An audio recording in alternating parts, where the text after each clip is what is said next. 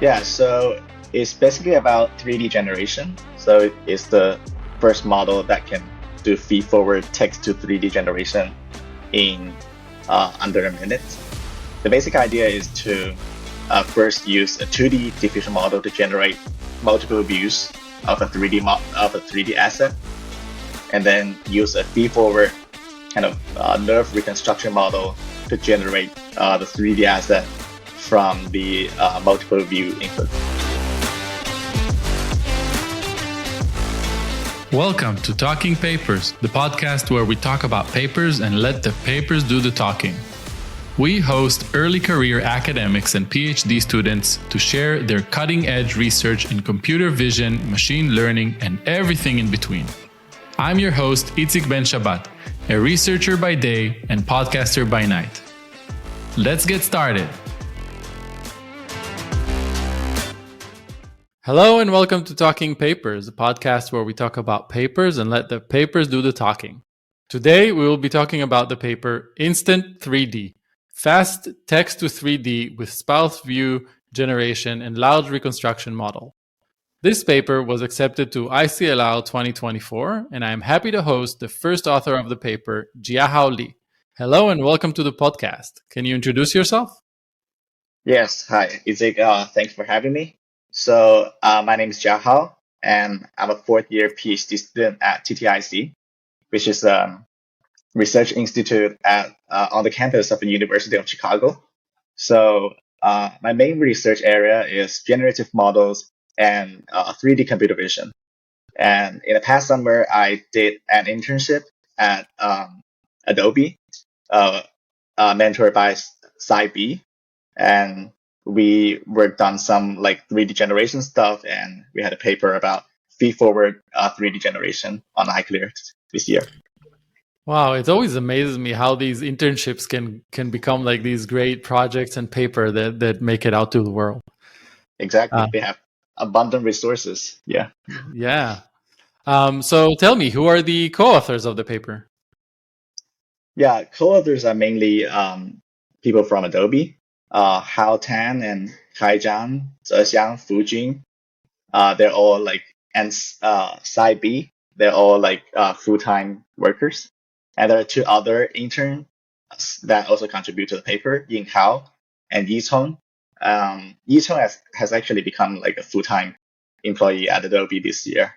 And also Kalian, which is the manager of us all, and Greg, my advisor. Yeah, co-authors.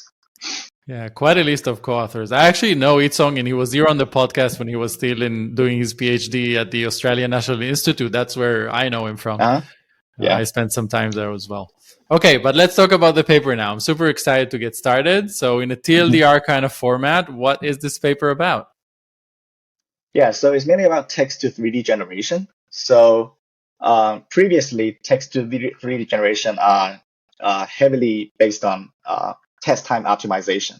So given a text prompt, we need to optimize a NeRF on the fly with guidance from 2D diffusion models. But that would be very slow. For state-of-the-art models, we usually need hours to generate one 3D asset. So our paper aims to accelerate that process without significantly kind of degrading the quality of this generated asset. So the basic idea is that we found that after some fine-tuning with a small amount of 3D data, a 2D diffusion model can actually generate multiple view images of the same asset based on text in a very 3D consistent manner. So that we first use 2D diffusion model to generate a sparse set of multiple views of the same object. And then we train a transformer-based 3D reconstruction model that reconstructs the NeRF model from the generated sparse multiple views. So that would give us a fully feed-forward model that without test time optimization can generate very high quality 3D asset from text prompts.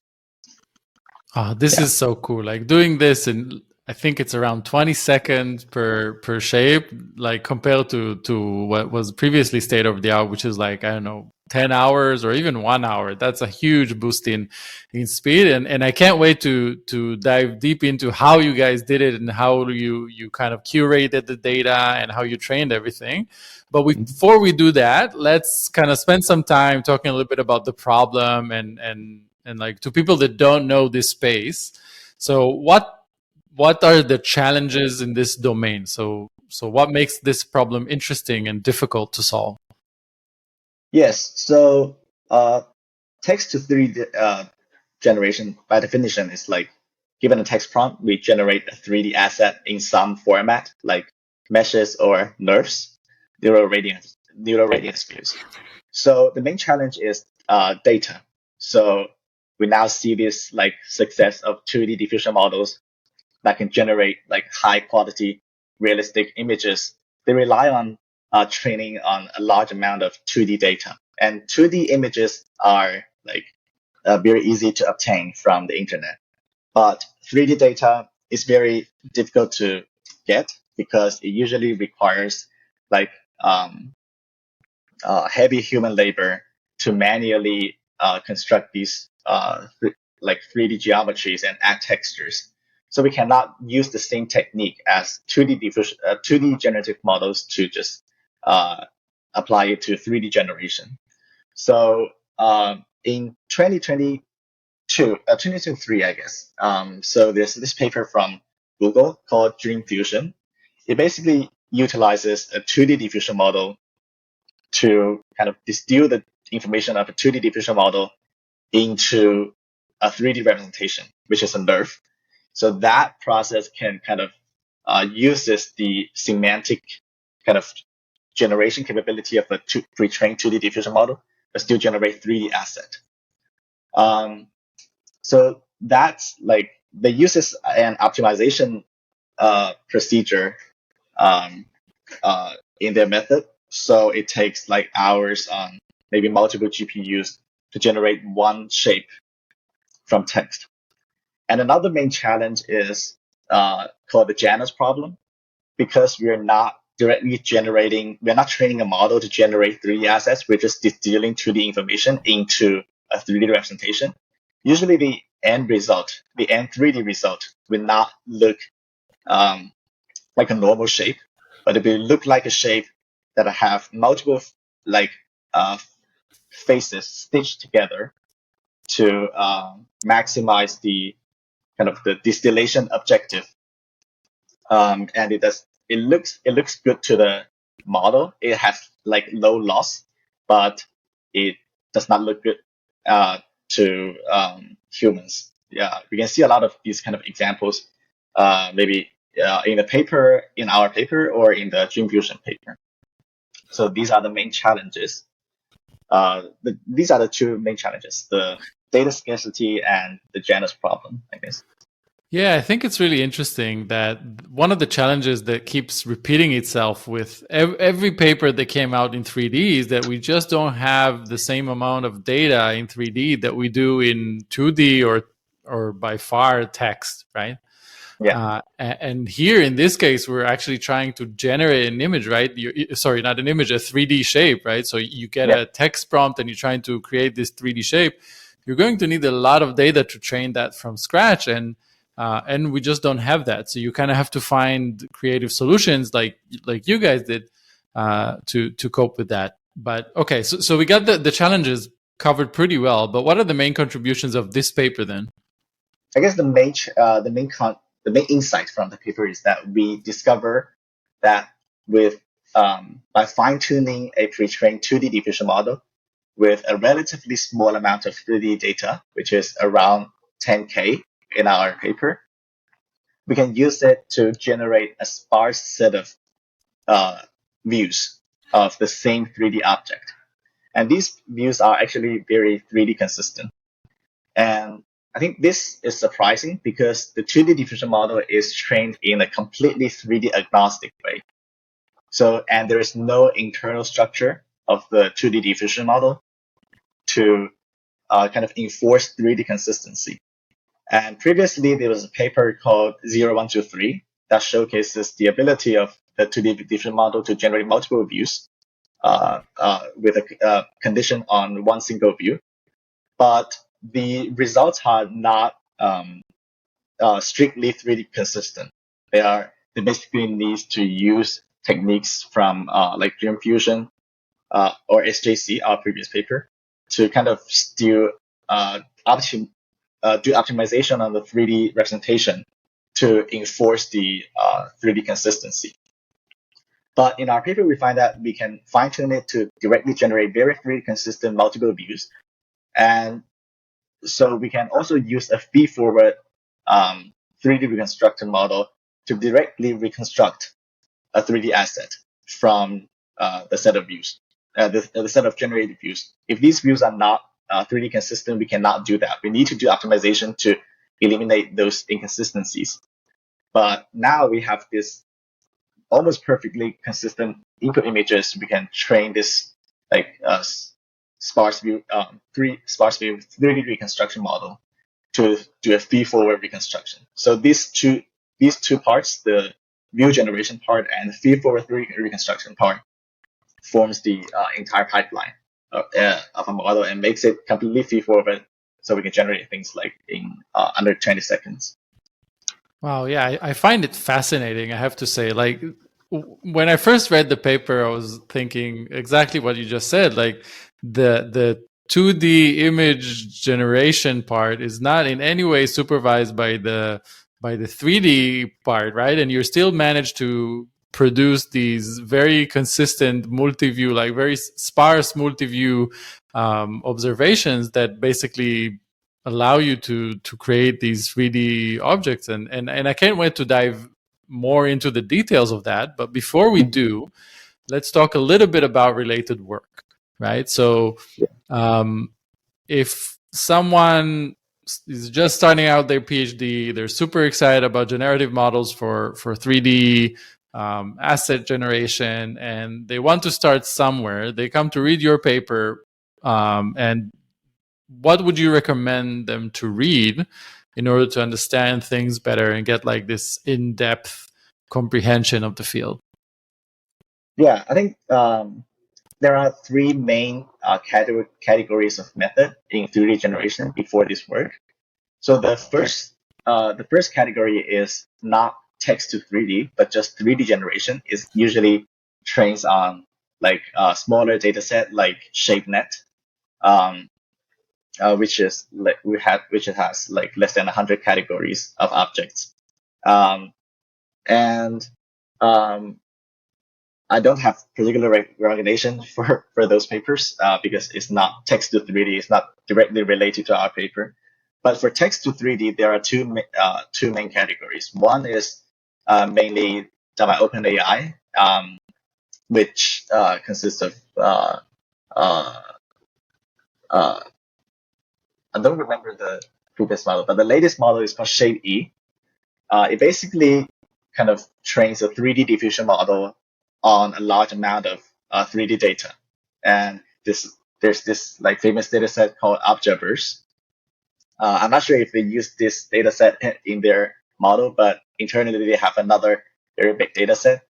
And I think this is one of the models we compared to. And the other more important category is what I just mentioned, optimization-based methods, which kind of uses a pre-trained 2D diffusion model to generate 3D assets. The most important paper is called Diffusion from Google, and there are a lot of follow-up works. And I think the state of the art is called Prolific Dreamer, which kind of solves some of the problems of dream fusion, including like low diversity and kind of flat textures and things like that. So I think Dream Fusion and Prolific Dreamer, these are the two most important papers in this optimization-based category. Yes. Yeah, totally. I'll make sure to put links to these papers in the episode description. Let's dive into the approach. So what did you do and how did you do it? Yeah, so there are two parts our pipeline has two parts. The first part is Sparse-View generation, and the second part is 3D reconstruction. So for the Sparse-View reconstruction, we basically fine-tune a 2D diffusion, pre-trained 2D diffusion model, which is stable diffusion. In our paper, stable diffusion XL actually, and we fine-tune it using a small amount of high-quality 3D data. We use this. We filter the object-verse data set, which consists of around 800K 3D assets. We hand label like 2,000 random shapes from the data set as good or bad. It's completely subjective, and then we train a small kind of classifier and SVM to classify the shapes into kind of good or bad, and we sort the entire data set by this metric and get the top 10K most high quality training data. And then we use these kind of high quality training data to kind of fine tune the 2D diffusion model. And because we need to generate multiple views of an object, so we need to, but the original 2D diffusion model just generates one image. So there are some other works that kind of modify the structure of the 2D diffusion model to generate multiple views. But since our idea is just to prove that we can generate 3D consistent multiple views from 2D diffusion model, so we want to use the kind of simplest approach to do that. So basically, we kind of divide a single image canvas into like quadrants, so that we have 4 sub images in one image. So the resolution of Stable Diffusion XL is like 1024 by 1024. So we divide it into 4 images. It would be 512 for each image, and then we can construct training images that consist of these quadrants of images, quadrants of multiple views, and use that as one single image to fine tune the 2D diffusion model.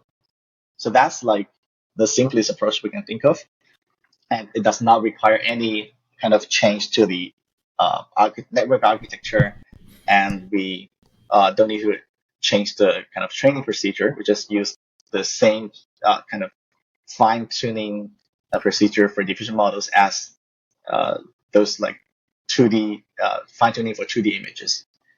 So after this fine-tuning, we can basically, given a text prompt, we can generate a image of quadrants, 4 sub-images, and each image will be like a view of an object from a fixed pose. So given these 4 images, we basically want to, so this part is completely feed-forward, and it takes the same time as 2D generation from a diffusion model. So now we want another feed-forward method to generate the 3D asset, which is in the representation of NeRF from these 4 images. So there's another paper by Adobe called Large Reconstruction Model, and our second part of the pipeline is based on that paper. So in that paper, they basically kind of do a single image to 3D generation using a transformer architecture. So the final results are in the form of a triplane, which is like a popular representation of NeRF when you want to output a NeRF in a feed-forward network architecture. And so the idea is very simple. We just use a transformer and we divide the input images into patches and concatenate them all together and use a transformer-based model to output like kind of great features of a triplane model, and then supervise the model with like novel views to make sure that it generates like 3D consistent assets. Mm-hmm. Yeah. Okay. So this is a bit much. So let's try to break it down a little bit for the listeners. So the first part, it's generally subdivided into two parts, right? There's the completely 2D part, right, where you take a SDXL, stable diffusion XL model, and you generate these 4 views, right?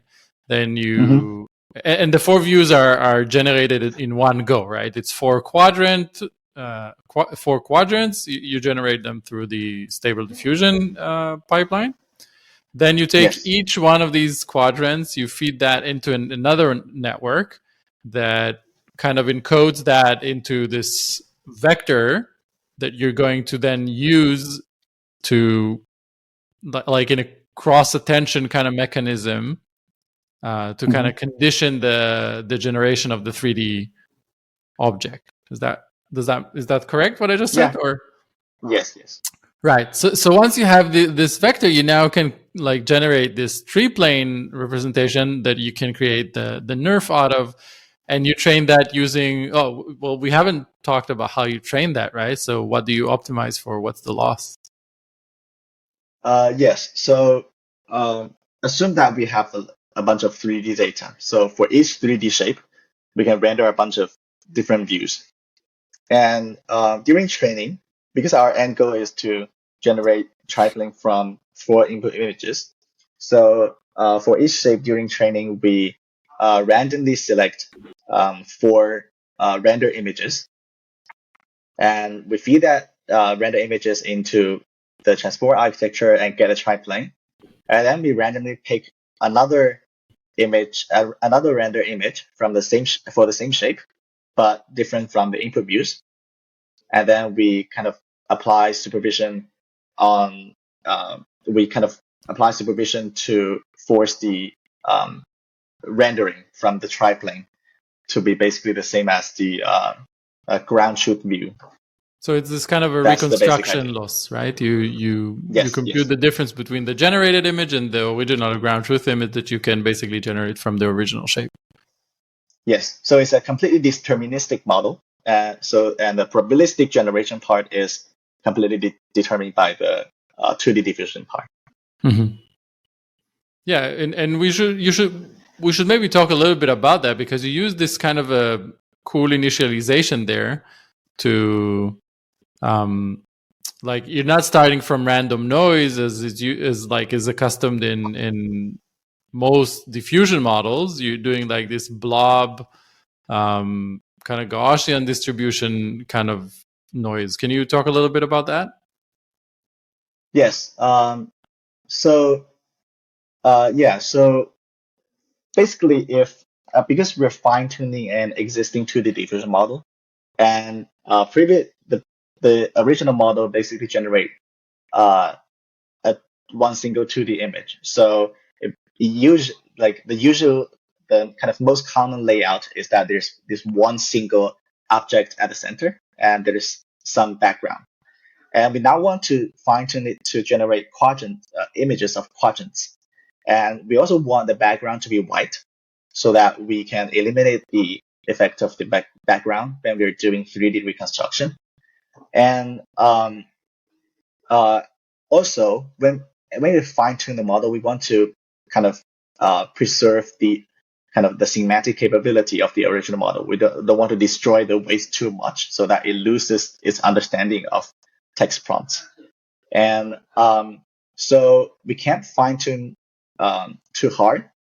But the thing is, like, if we directly use the random noise as initialization during the inference of diffusion model, it usually generates like images with some clutter background, because like we cannot completely eliminate its memory of the original model. So that it still tends to generate images with backgrounds, and sometimes it even fails to generate like images of quadrants. And so the way we deal with that is that we kind of use a technique called SD-edit. So basically, what SD-edit does is that we start from during diffusion inference, we start from some image and add some noise to it, and it's not complete. Like the noise level is adjust it to some level so that it does not completely override the original image content. And then we use that as the initial point in the inference process and generate an image. So a notable example is we can use a segmentation image, kind of describing the layout of an indoor scene, and then we add some noise to it, do a diffusion process, and then we get an realistic image of a room, something like that. So this kind of technique can kind of encourage the model to generate images that conform to some initial layout that we specify. So because we want to generate images of of quadrants, we then initialize, as an initial point, we use an image with white background, but 3 black Gaussian blobs at the center.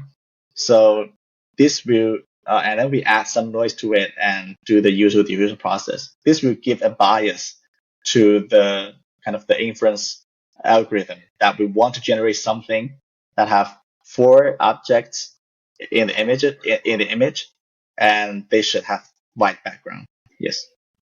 Yeah, this is such a nice idea because the problem with those diffusion models is that it can basically generate everything, and because you really care about consistency across the views.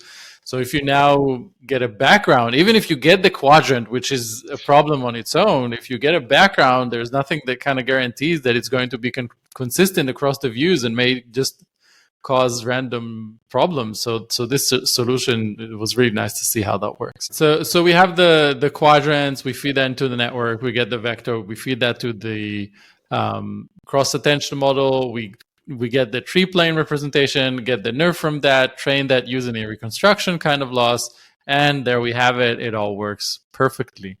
Now, in this kind of domain, let's move on to the results section. So in this domain, how do you even begin to evaluate the performance of this method? So we basically evaluate it by eyes, by human eyes. So there is no kind of widely accepted evaluation metric for 3D generation.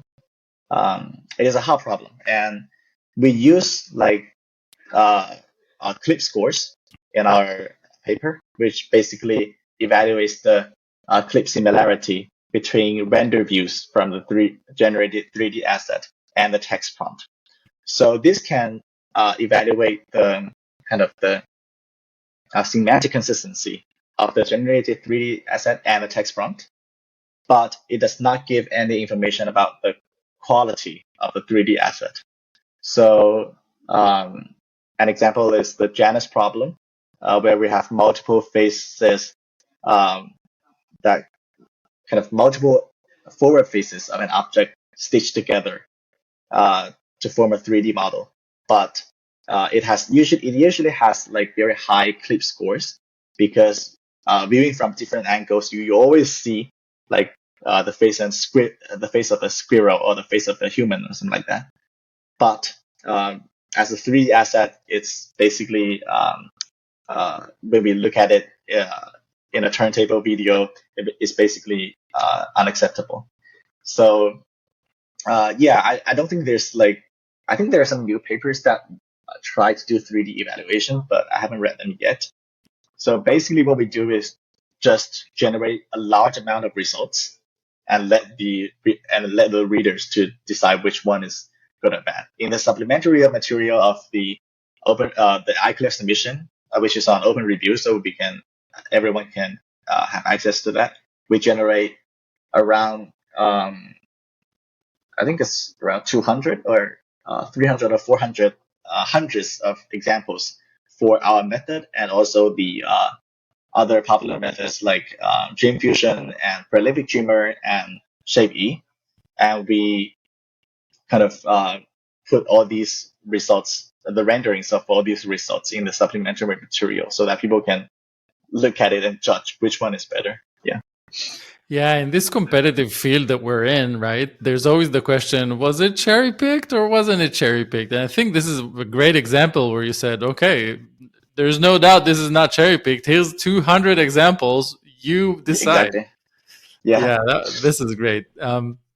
But were there kind of any, fail cases that you noticed that are kind of particular or stood out, or like unique cases that the method kind of failed on?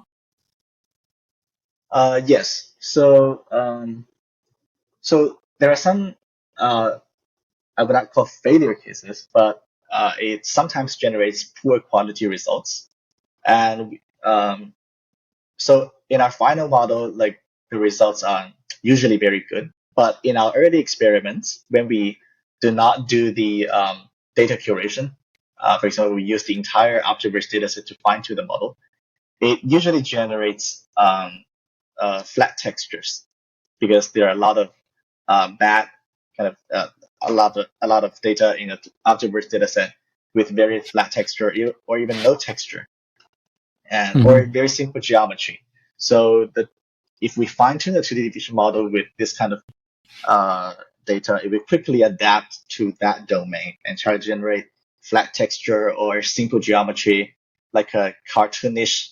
If you want to generate a pig wearing a backpack or something like that, it would generate a very cartoonish pig instead of like a realistic pig. So this is like one of the early failures that we observe.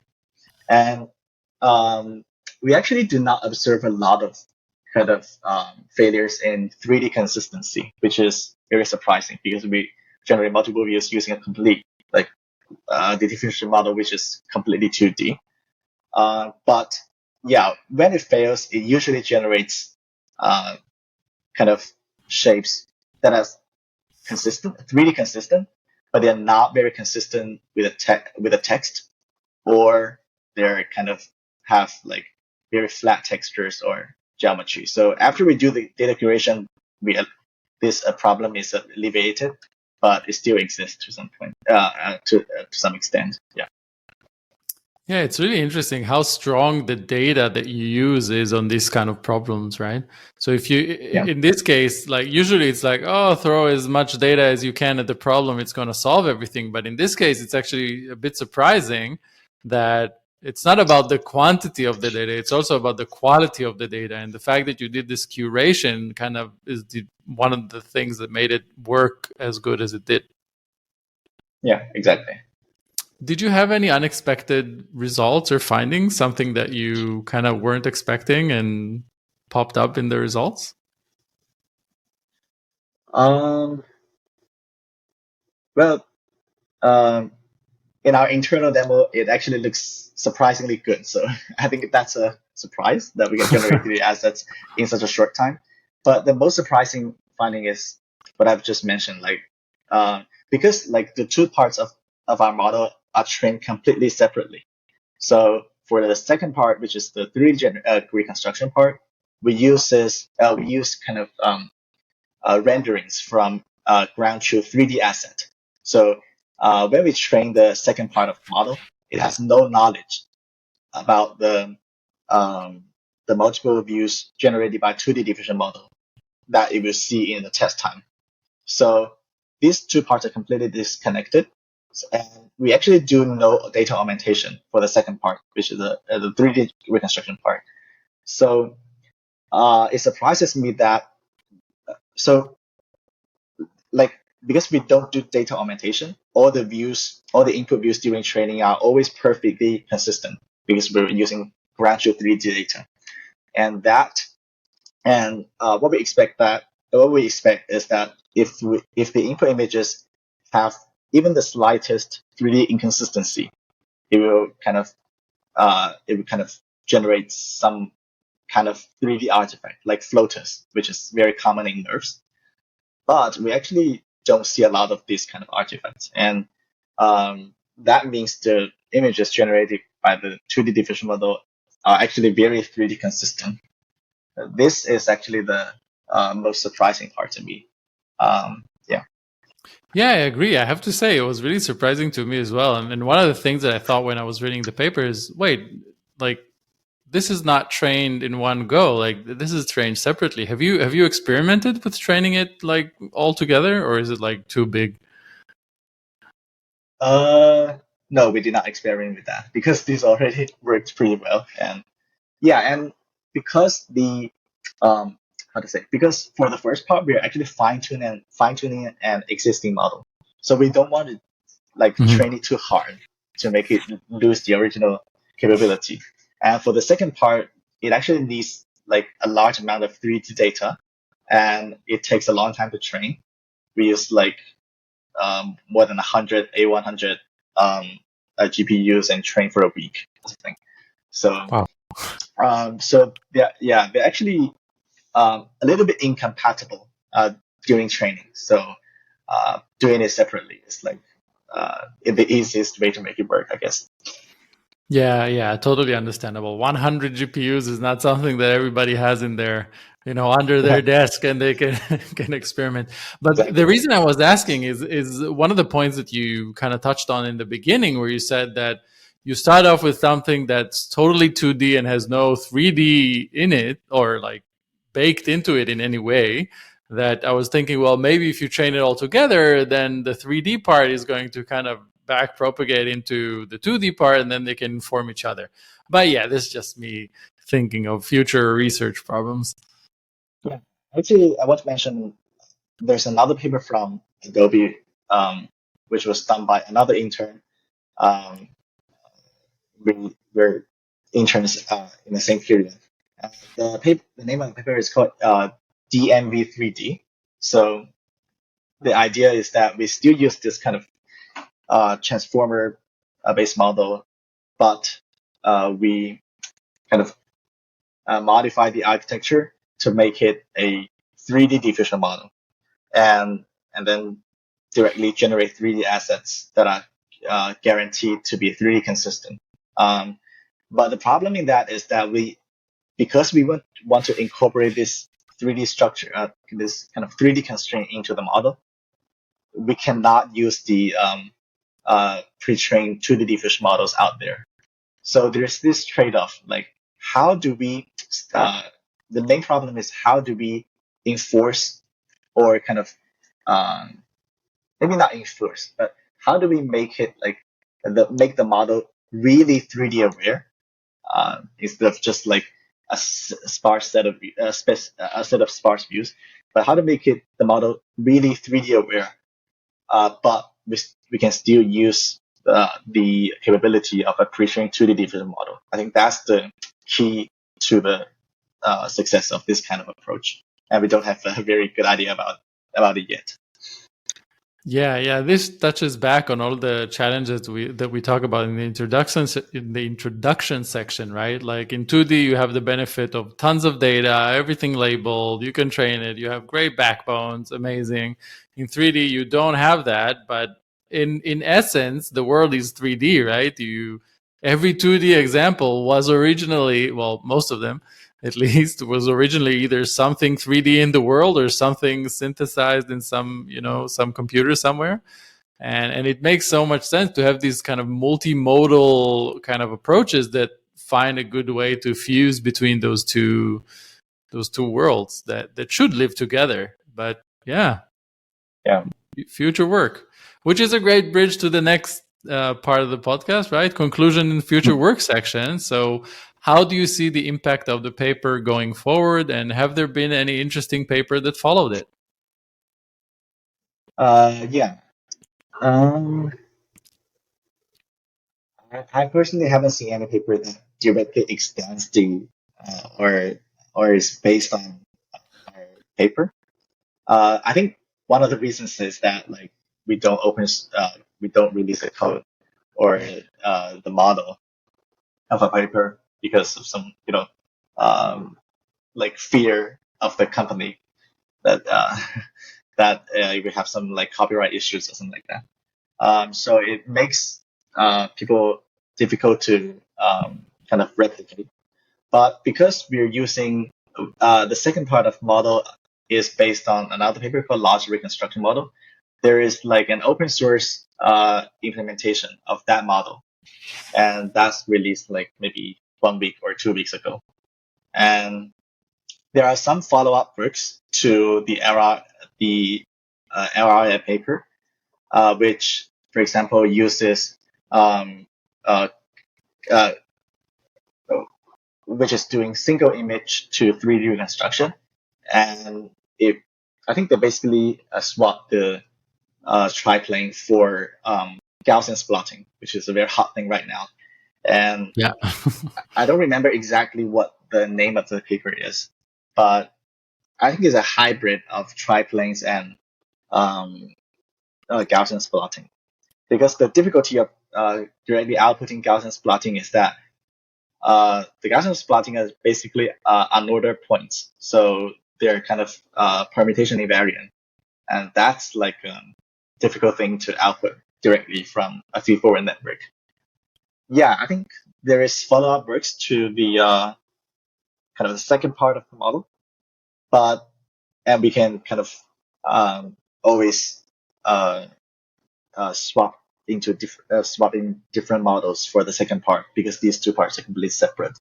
So, but for the entire 3D generation pipeline, I don't see like any follow-up works yet. But I have to say that there are some other methods that are, I wouldn't say follow-up, but they're concurrent to our methods. Another good example is called MV Dream. So they basically also fine-tune the 2D diffusion model to generate multiple views of an object, but they still use like techniques from papers like Dream Fusion to do test time optimization. So the good thing is that you don't really need to care if the model really the 2D diffusion model really generate 3D consistent images or not, because we will always kind of eliminate these small inconsistencies during during the optimization procedure. But the downside is it requires like longer time to generate one asset. But I think people have tried different representations or stuff like that and techniques to kind of, I think it is now it can be reduced to 2 minutes for optimization. Yeah, I think, and also there's also this kind of product from a company called Luma, and I think the name of the product is called Genie, which kind of generates 3D objects in seconds, and you can also find kind of refine it with like 2 minutes or 10 minutes or something like that. So I think the kind of the seconds part is using a feed-forward model, and the minutes part is using an optimization procedure. Yeah. Yeah. I mean, this is like for early PhD students that are kind of trying to figure out what problems to work on. I think this space is super interesting and super hot right now. I think mostly because it has so many real world applications, and like companies and startups are they want to be active in this space because you see what's going on in 2D image generation, which is it's already exploded. Like everybody wants to do something to generate. My 10-year-old son is generating images for his D&D class, right? So think about like him having his own 3D avatar of his dragonborn barbarian, and not just an image that he can use that in, I don't know, some game, like some online gaming platform. That's just, it sounds like science fiction, but it looks like, yeah, we're almost there. And it seems like the field, I know from my point of view, will kind of branch out into two directions. Like one direction is how do we make it faster, and the other one is how do we make it more, aesthetically and visually pleasing, get the meshes right and the textures right, and then like there's a whole bunch of problems around those spaces that it would be really interesting to explore. Yeah. All right, super fascinating space to work on. And we're getting to my favorite part of the podcast. What did reviewer 2 say? So please share some insightful comments you had in the review process. Yeah. So the most critical reviewer point out that we don't have like kind of maybe fair comparison about some of the claims. For example, the Janus problem. Um, the thing is, like, as I said, it's very difficult to evaluate this kind of methods. So usually we always kind of encounter this kind of questions from reviewers, like how do we really know it's like is better than other methods? And we have, as I said, we have like uncurated results for like hundreds of prompts in the supplementary material, but I guess many reviewers just don't look at them. And um, the so yeah, for this kind of question, it's like we don't really know how to answer, because you can always say like we really need some numbers to quantify the improvement, but we don't have this kind of commonly accepted metric. And also there are some claims in our paper. For example, we claim our model to be less kind of prone to kind of Janus problem, and also our model has like higher diversity than those optimization-based method like diffusion. And the reviewers also want us to kind of do more extensive evaluation in this part. So I guess evaluation is something that everyone really cares about, because if you look at recent progress of 3D generation, sometimes it's really hard to tell like if they're actually better. So, but I personally don't think that's a big problem, because for now, I think what we aim to do is to solve the problem in different aspects, so that some of the results of some of the methods, we have different properties, obviously different from the other methods.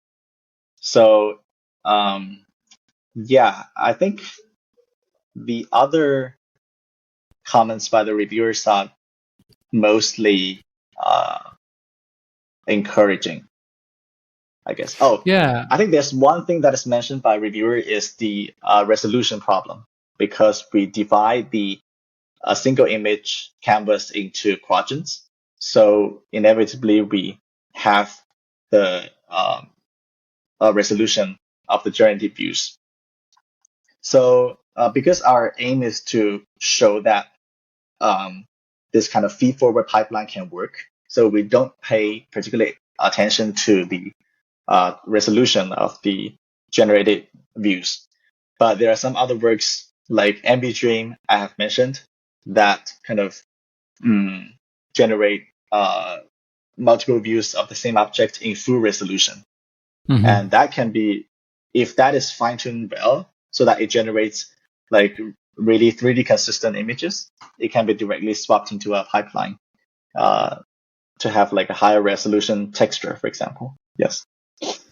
Yeah, this could really influence the 3D output, right? If I look at the results, you can really see the grid structure that kind of is characterized with this kind of, as you go down in resolution, the voxels, the pixels, they become, bigger and more dominant. And if you have like higher resolution, you're going to be able to have better reconstruction of fine details and stuff like that. Obviously, it comes at a cost of some computational overhead and all those kind of things. But I do want I to. think this is. Yeah, sorry. Go I on. think this is actually another problem, because what you mentioned is the resolution of the triplane, I think. Right. Because that's actually another like big problem, is that because we want to do feed-forward generation of a NeRF, and a NeRF is basically a volumetric rendering model. So it has like we need to generate like generate kind of an asset that has information at every 3D point. And we use the triplane because it's like relatively efficient compared to like 3D voxels. But it's if we want high resolution, we still need to scale up the triplane, and that will have like a like that will kind of maybe have some problem during the training, like memory constraint or something like that. So these two Yeah. parts both have like resolution problems, and yeah. Yeah, and maybe that's something interesting to look at, right? Like, how can we compromise less in the resolution, but still overcome the computational overhead? Going back to what you said before, I think the evaluation part is a valid point from the reviewers, right? Like, it's valid all the time. Like, most papers, some reviewer would ask, "Oh, you didn't run on this data set or on that data set." But in this case, it's not about that, right? It's about, well, the evaluation. It's hard to evaluate, and how do we figure out a good way to evaluate that? Now, obviously, you can, ask a bunch of people what they like best, but these kind of things they're more kind of, I don't know. To me, they feel social sciencey, and like I feel like as a community, we don't really know how to do that very well in such a way that would actually tell us something, but maybe we don't need to, right? Like, eventually, if it will make its way out to some product or some open source platform, people would just vote for it in the fact that they will use it or not use it, right? So that would be the best metric. But it is, I think it is an interesting avenue to explore as researchers, right? Like, there's a bunch of geometric properties that you could look into, like if there's some inconsistencies, there might be some bumps and stuff, right? So there might be like interesting research avenues as to evaluation, but definitely outside the scope of this work. Excellent. So is there anything you want to add that we haven't covered? Not that come to my mind immediately. So, yeah. Okay. So I think it's time to wrap up. All right. Okay. So thank you so much for having me today. Yeah. Thank you very much for being a part of the podcast. And until next time, let your papers do the talking. Thank you for listening. That's it for this episode of Talking Papers. Please subscribe to the podcast feed on your favorite podcast app. All links are available in this episode description and on the Talking Papers website. If you would like to be a guest on the podcast, sponsor it, or just share your thoughts with us, feel free to email talking.papers.podcast@gmail.com. Be sure to tune in every week for the latest episodes. And until then, let your papers do the talking.